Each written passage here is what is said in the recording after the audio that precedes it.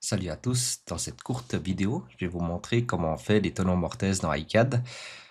Donc on fait un cadre comme ça, et ce qu'on peut faire, c'est par exemple faire un clic droit sur cette pièce-là, et choisir la fonction tenon.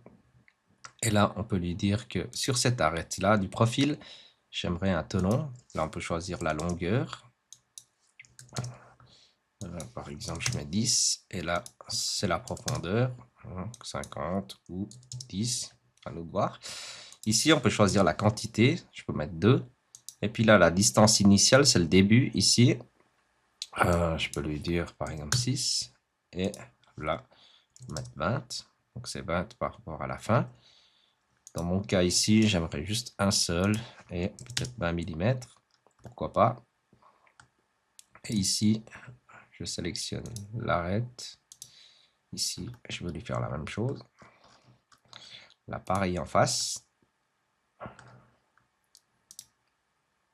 Tac. Voilà. On a fait ça. On peut appliquer. Et maintenant, je me dis, ah, j'ai oublié de faire sur cette pièce. Vous connaissez déjà le truc. On peut enlever les tenons ici dans l'historique qui s'appelle Feature, l'historique de la pièce. Et là, simplement, je fais un clic droit et je lui dis que j'aimerais référencer en interne sans enregistrer et puis référencer également les pièces identiques dans la construction. Et puis là, il va me prendre les deux et simplement, je glisse le tenon à l'intérieur d'une pièce et je me retrouve avec les tenons des deux côtés. Et maintenant, on fait un clic droit sur cette pièce.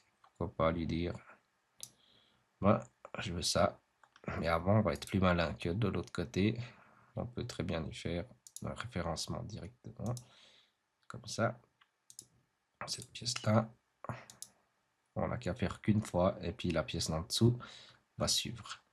Donc on prend cette fois le deuxième onglet. On lui dit que c'est ce profilé-là qui va avec celui-ci. Là, par exemple, on a 0,3 de jeu sur tout le tour. On pourrait mettre 2 mm, juste pour voir comment ça fait. Voilà, il y a 2 mm sur tout pour tour. Dans mon cas, je veux 0,3. Ça va très bien. Là, j'applique. La même chose de l'autre côté. J'applique. Et voilà, c'est fait. Comme ça, vous vous trouvez avec une pièce comme ça. C'est plus facile à assembler. Et en plus de ça, quand on soude, ça tire peut-être un peu moins. Avec un laser tube, on peut faire ce genre d'entaille. Hein.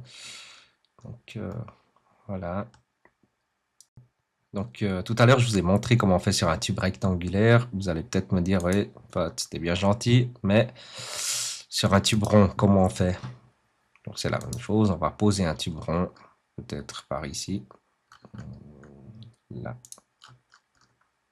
Voilà. Je pose là. Et comme on ne travaille pas avec les contraintes ni en modèle paramétrique, donc on peut toujours déplacer un objet sur une arête, ou peu importe hein, comment on le déplace. De déplacer de 8 mm, il sera là. Ce qu'on va faire, c'est de faire un clic droit, de nouveau la même chose, avec ces tenons là, ce qu'on sélectionne ici. Et dans mon cas, j'aimerais qu'il passe 5 mm d'auteur, peut-être un peu moins, 4, c'est égal. Et là, on a la possibilité aussi de chanfreiner, arrondir. Hein, vous voyez ici, il y a des arrondis. Et ici, il y a les chanfreins. Et là, j'aimerais peut-être 4 fois. Pourquoi pas. Et on laisse droit. Ça va très bien. On va laisser ça comme ça. Et on peut aussi enregistrer en favori. Hein, pourquoi pas. Lui dire que, voilà, ça c'est tenant sur tube rond. Comme ça, à la place de chaque fois reparamétrer, vous pouvez aller dans Favoris, puis choisir le tenant sur tube rond. Là, j'applique, par exemple.